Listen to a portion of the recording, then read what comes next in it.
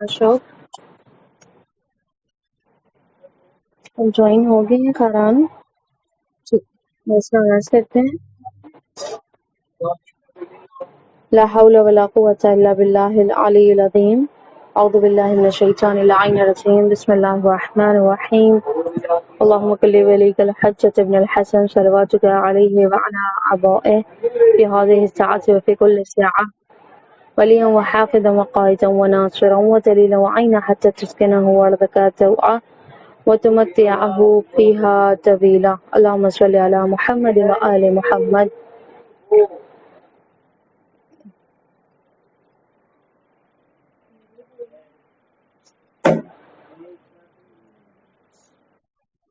वालेकुम अस्सलाम।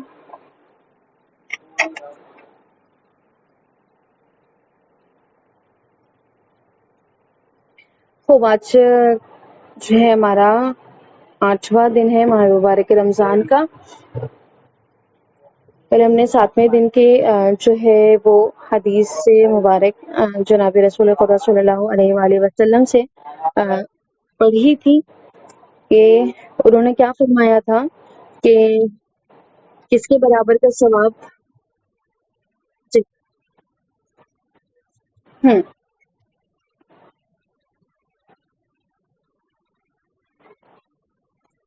हम्म, ओके, ये नमाज थी हमारी और जो दुआएं वगैरह हमने पढ़ी थी उसके मफहूम था। खूब, अब 8वें दिन की जो रवायत बयान की गई है यहाँ पर बहरवाल से जनाब रसूल खुदा सल्लल्लाहु अलैहि वसल्लम फरमा रहे हैं कि माहे मुबारक रमज़ान में खुदावंदे मुताल 8वें दिन तुमको 60,000 आबिदों और 60,000 जाहिदों का सवाब देगा। यहाँ पर रसूल अकरम जो है वो इरशाद फरमाते हैं कि 8वें दिन जब बंदा माह मुबारक के रमज़ान में दाखिल हो जाता है, जब रोज़ादार 8वें दिन जब दाखिल होता है तो परवरदिगार आलम अपने बंदे को किन सवाबों से नवाजता है, यानी 60,000 आबिदों और 60,000 जाहिदों का सवाब अता करता है। यानी एक दो की तादाद में तो शुमार हो नहीं रहा है। जब भी यानी अब तक हमने रवायतों में पढ़ा जितने भी नेमतों का शुमार हो रहा है वो हजारों और सैकड़ों की तादाद में होता जा रहा है। अब इंसान जो है अपनी पूरी जिंदगी जो है अगर इबादत और ज़ुहद में जो है वो गुजार दे, उसके बावजूद जो है इंसान इतना सब कुछ खुद अपनी अकेले जान पे जो है हासिल कर सकता है? नहीं कर सकता है। खूब, यानी बे इंतहा भी अगर वो इबादत करे तो उसकी इबादत क्या है? तको जान होगी, ठीक है, उसकी अपनी जान की इबादतें होंगी। ठीक, यहाँ पर परवरदिगार आलम 8वें दिन क्या कर रहा है कि 60,000 जो है आबिदों का और 60,000 जाहिदों का सवाब उसे अता कर रहा है। आबिद और जाहिद में क्या फर्क है? कोई बताएगा आबिद किसे कहते हैं और जाहिद किसे कहते हैं?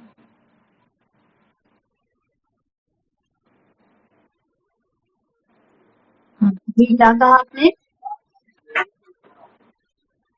तो आबिद को कहते हैं, जाहिद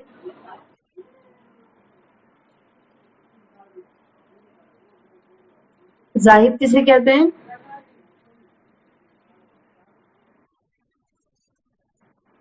हो, किसी खारान को पता है जाहिद किसे कहते हैं?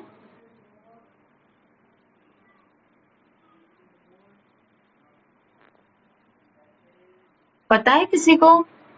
खारान सुन रही हैं या नहीं? आवाज आ रही है? ओके, ठीक है। हम लोग हमेशा से जब भी सुनते हैं आबिद जाहिद साथ में सुनते हैं, ठीक।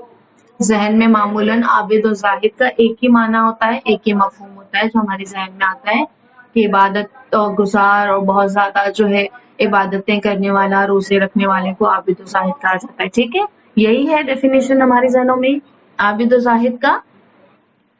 आबिद का मतलब होता है इबादत गुजार। अब इबादत में कितनी चीजें जो है वो शामिल होती हैं?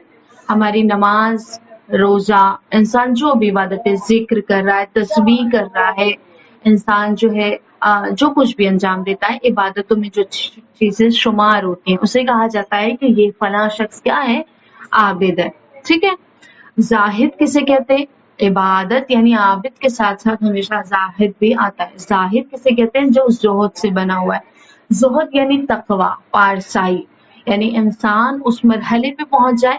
यानी इबादत देखिए हर कोई कर सकता है, एक आम शख्स जो है वो भी इबादत कर सकता है, नमाज रोजे का पाबंद हो सकता है, दूसरे जो उसके हैं आमाल होते हैं, यानी बहुत सारी जो भी इबादतों में चीजें शामिल होती हैं, शायद मुमकिन है हर चंद वो तस्बीह पढ़े, हर चंद वो जिक्र करे, वो दिन भर जो है उसकी जबान जो है जिक्रों में मशगूल रहे हो, और दिन भर वो अल्लाह अल्लाह कहता रहे, या कोई भी जिक्र उसकी जबान पर जारी रहे, उसे हम कह देते हैं आबिद। तो ये कोई भी एक मतलब अगर एक कोई जाहिल इंसान भी है जिसे कुछ भी नहीं पता है, ठीक है ना, वो भी क्या कर सकता है? इन चीजों का अंजाम दे सकता है, ठीक है। उसके लिए उसे बिल्कुल कोई मदरसा, कोई क्लास, कोई लेक्चर्स वगैरह अटेंड करने की जरूरत नहीं, क्योंकि इंसान क्या है अपने घर में ही क्या कर लेता है? नमाज रोजा रखना सीख जाता है, ठीक है। ऑटोमेटिकली सीखता है या नहीं सीखता है? जब अपने घर के माहौल को देखता है, जब उसे बड़े उसके घर में वालिदैन सिखाते हैं या उसके बुजुर्ग सिखाते हैं उसके घर में, वो अपने आप ऑटोमेटिकली ये इबादतों को सीख जाता है। लेकिन जोहद क्या होता है? तकवा, पारसाई, यानी दुनिया से अपने आप को खींचना। जब इंसान इल्म के उस मंजिल पे पहुंच जाता है कि जिस तरह से हम लोगों ने कल पढ़ा, यानी पिछले दर्स में हम लोगों ने सुना था कि भाई इल्म हासिल कर लेना काफी नहीं होता है, बल्कि इंसान जितना इल्म हासिल कर रहा है उसके ऊपर अमल पैरा भी होना जरूरी है। वगरना उसकी मिसाल किस तरह से बताई थी? रवायत की रोशनी में क्या बताई थी? बेअमल शख्स जो है वो कैसा है? जिसके पास सिर्फ इल्म होता है, किसकी तरह थी उसकी मिसाल? हाजिर हुए क्लास में? सुन रही हैं आप लोग? जी जी जी, कहिए। किताबों के ढेर की तरह नहीं है, उस गधे की मानंद है जिसके ऊपर किताबों का ढेर लाद दिया जाए, अब वो उससे इस्तेफादा नहीं कर सकता, ठीक है। जो चीजें उसमें लिखी हुई उसके कांधों पे तो मतलब उसकी पीठ पे तो सवार हो गई हैं, यानी उसका बोझ तो हो गया है, लेकिन वो अमल कर सकता है, कुछ सीख सकता है, कुछ भी उसके अंदर चेंजेस दिखेगा? नहीं दिखेगा। तो यहाँ पर जो मिसाल दी गई, अब यहाँ भी कह रहे हैं वो जो जोहद तकवा होता है कि जो इंसान दुनिया से अपने आप को खींचना और क्या करना, दीन की तरफ रगबत यानी आखिरत की तरफ, मानवियात की तरफ रगबत, रुझान अपना बढ़ाना, ये चीज क्या है? ये चीज क्या है? जोहद और तकवा और परहेजगारी में शुमार होती है। यानी इबादत कर लेना आसान है, लेकिन जाहिद बनना आसान नहीं है। तो इंसान जब उस मंजिल पर पहुंचता है, जब अमल की मंजिल में जब इंसान पहुंचता है, उसका आगाज करता है, वहां पर जब दाखिल हो जाता है, तो उसकी अपनी रूह जो है धीरे धीरे क्या करने शुरू हो जाती है? जब जोहद तकवा उसके अंदर अख्तियार हो जाता है, जब घुल जाता है उसके नफ्स में जाकर, तो इंसान की अपनी रूह क्या हो जाती है? परवाज करने लगती है। क्यों? क्योंकि इंसान जितना गुनाहों का बोझ अपनी रूह से उतारेगा, उतनी ही उसकी रूह क्या होगी? हल्की होगी। और आपने देखा है कि आसमानों में जितनी उड़ान भरने वाले परिंदे हैं, सबसे ऊंचा कौन उड़ता है? आपने साइज देखे हैं परिंदों के? ये जो छोटी छोटी चिड़िया होती हैं, ठीक है ना, ये जो छोटी छोटी परिंदे हैं जो सबसे छोटे होते हैं, जिनका वेट बहुत लाइट होता है, ये सबसे ऊंचा जाती हैं या नहीं जाती हैं? जो बड़े परिंदे होते हैं वो थोड़ी देर उड़ते हैं फिर नीचे चले आते हैं, थोड़ी ऊपर जाते हैं फिर नीचे चले आते हैं, फिर उनसे जो हल्का भारी, जैसे जिनका वेट उससे थोड़ा कम होगा वो थोड़ा और ऊंचाई पे जाएगा, लेकिन सबसे ऊंचाई पे कौन जाता है परिंदों में? देखा है ना, ये चीजें तो हमने अपनी आंखों से यानी मुशाहिदा किया है ना, देखा है ना, कि सबसे लाइट वेट जिस परिंदे का रहता है वो सबसे ज्यादा उड़ान भरता है, सबसे ज्यादा ऊपर तक जाता है परवाज करने के लिए। इंसान की रूह की मिसाल भी इसी तरह है कि जब इंसान के ऊपर से गुनाह और खताओं का बोझ जब हल्का होगा, तो उसकी क्या है? जब इंसान के गुनाह पाक होते हैं, जब इंसान गुनाहों से अपनी रूह को पाक रखता है तो वो रूह क्या होती है? परवाज करना शुरू होती है। जब ये बोझ बना रहेगा गुनाहों का, तो ये रूह परवाज नहीं कर सकती है। इसके लिए क्या है? किसी यानी आलम से पूछा गया कि भाई हमें जो है वो यानी जो चीजें हमें हासिल करनी है, जो हमारी रूह को चाहिए, जो हमारी रूह की गजा है कि इंसान इलाही रिजा हासिल कर ले, رضائے الہی کیسے حاصل ہو سکتی ہے؟ تو عالم نے کیا جواب دیا کہ ایک سٹیپ ہے سر، یعنی صرف ایک قدم ہے جو رضائے الہی کو حاصل کرنے کی ہمارے لیے مدد سازگار ہوتی ہے، مثلا مدد ہمیں ملتی ہے اس سے۔ تو وہ کون سا قدم ہے؟ ایک قدم صرف انسان اٹھائے گا اور اسے کیا ہو جائے گی؟ اللہ کی رضا حاصل ہو جائے گی۔ کیسے ممکن ہے؟ وہ قدم کیا ہے؟ عالم نے کیا بتایا کہ وہ قدم کیا ہے؟ اپنے نفس کو کچل دینا۔ بس انسان جس وقت اپنے نفس کو کچل دیتا ہے، جس وقت اپنے نفس کو اپنے قدموں تلے روند دیتا ہے، انسان کیا کرتا ہے؟ اس کے بعد سے رضا الہی حاصل ہونا اسے شروع ہو جاتی ہے۔ یعنی انسان جب خواہشات نفسانی کو اپنی مارنا، ہر چکت یعنی جیسی بھی خواہشات نفسانی اس کی، جب وہ انسان مار دیتا ہے، جب وہ انسان کے اندر سے مر جاتی ہے، تو انسان کی روح اپنے آپ کیا ہوتی ہے؟ گناہوں سے کھینچنا شروع ہوتی ہے، گناہوں سے دور ہونا شروع ہو جاتی ہے، اور جب گناہوں سے دور ہو جاتی ہے تو انسان کی روح ایک پرندے کے مانند ہلکا ہونا شروع ہو جاتی ہے۔ جب وہ اس کا ویٹ، جب اس کا بھاری پن کم ہو جاتا ہے تو وہ پرواز کرنا شروع کرتی ہے، اڑان اتنا زیادہ بڑھتی ہے، اتنا زیادہ بڑھتی ہے کہ اس ہلکے پرندے کو بھی مات دے دیتی ہے۔ ٹھیک ہے، وہ پرندہ ایک حد تک جا کے اڑ سکتا ہے، اس کے اوپر نہیں اڑ سکتا ہے۔ ٹھیک ہے، اس کے بدن کا وزن کیا ہے؟ اس کو جتنی اجازت دے گا بس وہیں تک ہے، لیکن روح کا جو وزن ہے ہم اسے بہت زیادہ کم کر سکتے ہیں۔ ٹھیک ہے، گناہوں کو بہت زیادہ اس سے خالی کر کے ہم اتنی زیادہ یعنی پرواز کر سکتے ہیں کہ ہم اللہ کی رضا تک پہنچ سکتے ہیں۔ جب اللہ کی رضا ہمیں حاصل ہو گئی تو پھر کچھ بھی چیزوں کی ہمیں کیا ہے؟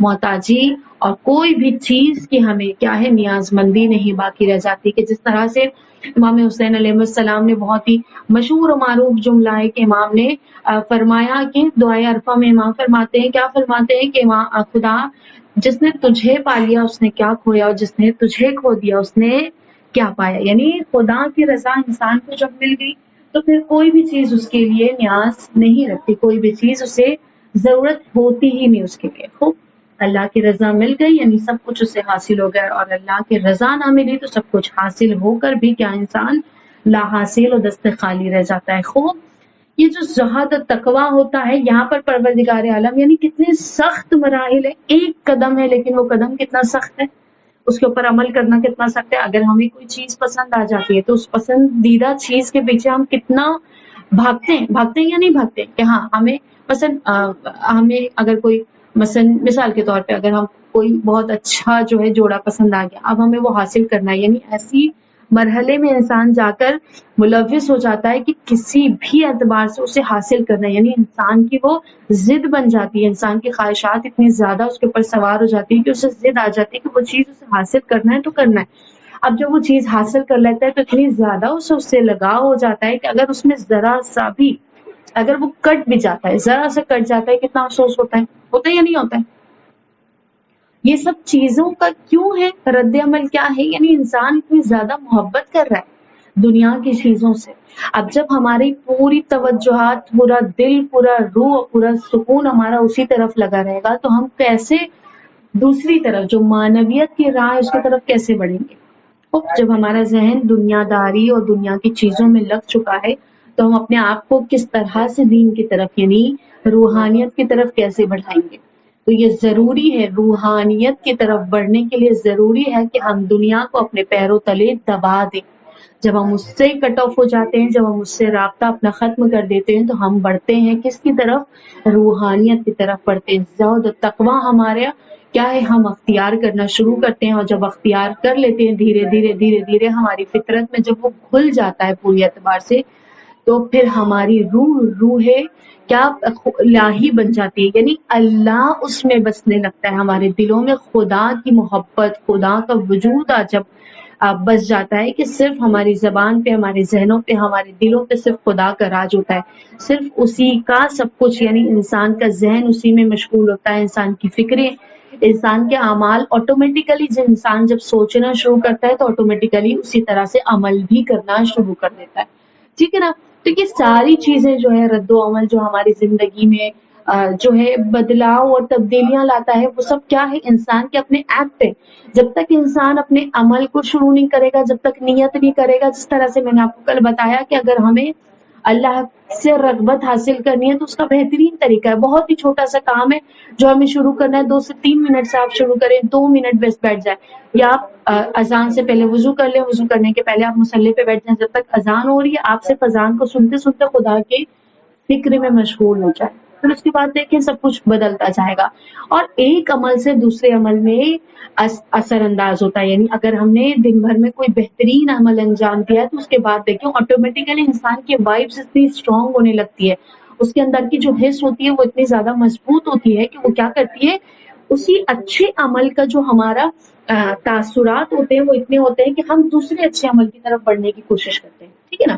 تو بس ہمیں کوشش ایک اچھے عمل کی کرنی ہے، پھر اپنے آپ انسان جو ہے دھیرے دھیرے اس کے لیے آسانیاں پیدا ہونے لگتی ہیں، اور انسان اس کے بعد کیا لگتا ہے، بہترین عمل کے دلدل میں جا جا کے انسان کیا ہے، بالکل پختہ ہونے لگتا ہے، ٹھیک ہے، اس کے سمندر میں غوطہ لگانا شروع کرتا ہے، اور پھر انسان کی اپنی نفس، انسان کی اپنی روح، اپنے انسان کا پورا وجود جو ہے وہ تبدیلی میں آنے لگتا ہے۔ خوب یہ ہے کیا ہے، عابد اور زاہد کا فرق ہے کہ ایک عابد عبادت گزار جو ہے وہ عبادتوں تک محدود رہتا ہے، یعنی اس کی عبادتیں بہترین ہوتی ہیں، وہ عبادت جس طرح سے کرنی چاہیے وہ عبادت کرنی چاہیے، لیکن ایک زاہد کی عبادت اور اس کا زہد اور تقویٰ جب یہ ہو جاتا ہے یعنی بیٹر سے بیسٹ ہے، ٹھیک ہے نا؟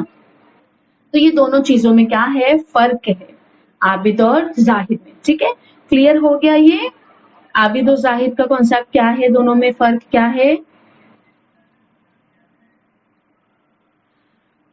خوب، اب کیا ہے، ہمیں 60,000 عابدوں اور 60,000 کیا ہے، زاہدوں کا ثواب خدا ہمیں عطا کرتا ہے۔ اور پیار الانوار کی ہے حدیث جلد نمبر 96۔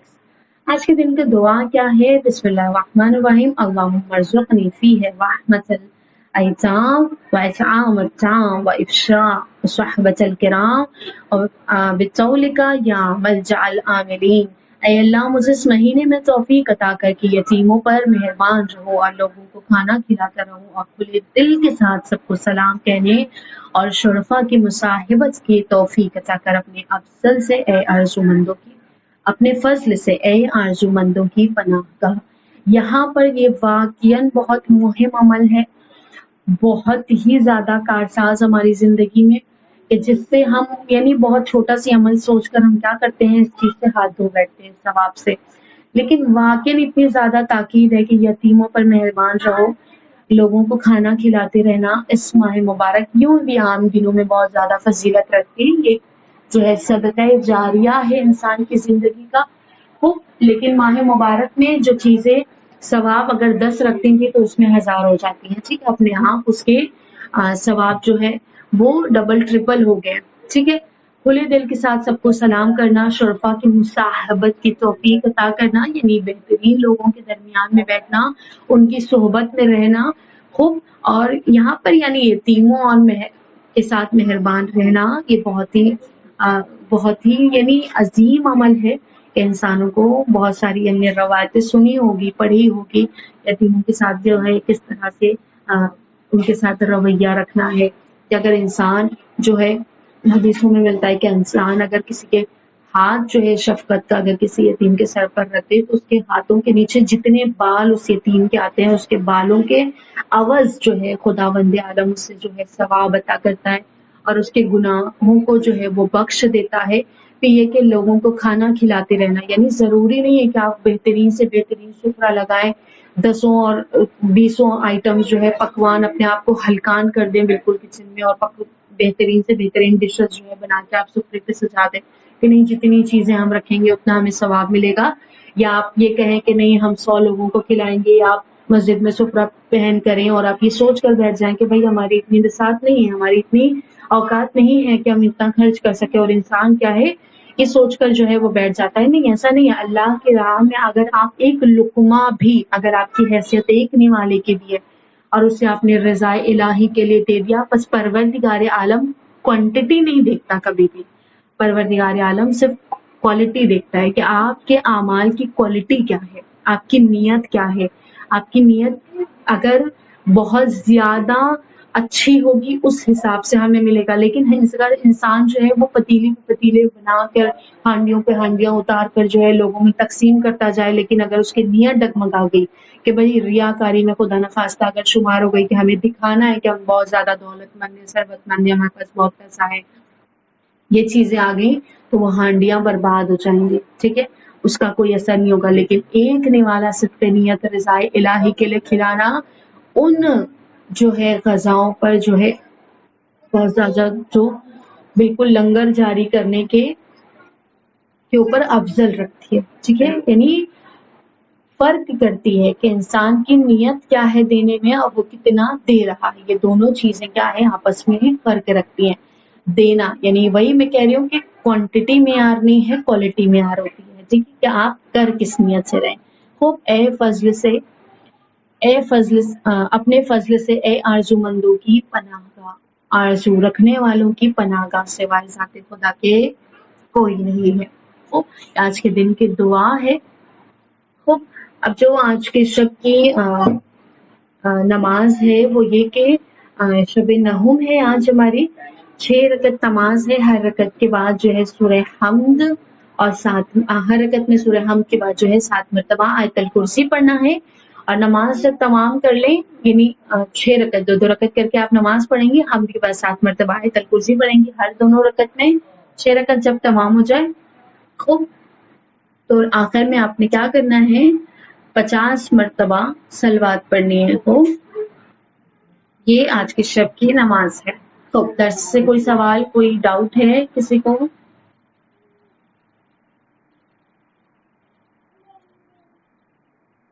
فرحان جاگ رہی ہیں؟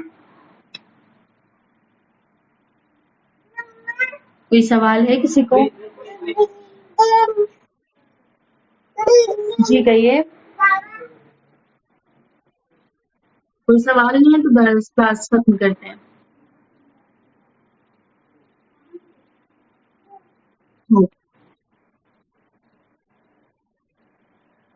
صلی اللہ علیہ محمد وعلی محمد. السلام علیکم ورحمۃ اللہ. التماس دعا. خدا حافظ.